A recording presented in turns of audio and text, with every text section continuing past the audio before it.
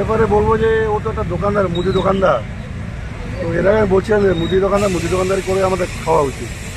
এইসব এই যে বাইক টাইক মোটর টোটর এইসব কাজ করার কি দরকার আছে বলছিলাম, না করাই ভালো।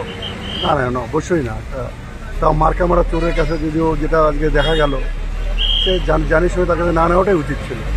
কারণ একটা কোনো পার্সোনাল ব্যক্তি যদি কোনো একটা জিনিস নিয়ে গিয়ে দেয়, সে যদি না জানা সত্ত্বেও পরে যদি চুরি হিসেবে ধরা পড়ে, সেটা না মেনে নেওয়া যায়, জানতো না। কিন্তু মার্কা মারা একটা লোকের কাছে একটা জিনিস নেওয়ার পরে এই যে জিনিসটা যা হলো আজকে, এটা খুব খারাপ জিনিস, খারাপ লাগে।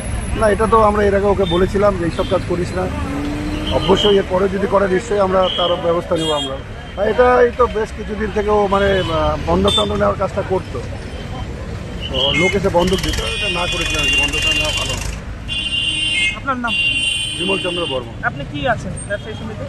প্রেসিডেন্ট। চুরির জিনিসপত্র কেনার অভিযোগে গ্রেপ্তার মুদি দোকানি, ধৃতকে পাঠানো হলো আদালতে।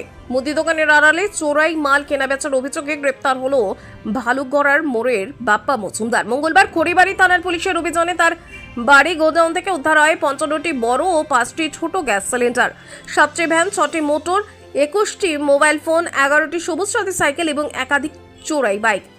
ব্যবসায়ী সমিতির অভিযোগ, বারবার সতর্ক করা সত্ত্বেও তিনি চুরির জিনিস কেনা বন্ধ করেননি। দীর্ঘদিন ধরে মুদি দোকানের আড়ালে এই কারবার চলছিল। অভিযান ঘিরে এলাকায় চাঞ্চল্য ছড়ায়। ধৃতকে আজ শিলিগুড়ি আদালতে পাঠানো হয়েছে। ঘটনার সঙ্গে আরো কেউ জড়িত রয়েছে কিনা তা খতিয়ে দেখা হচ্ছে।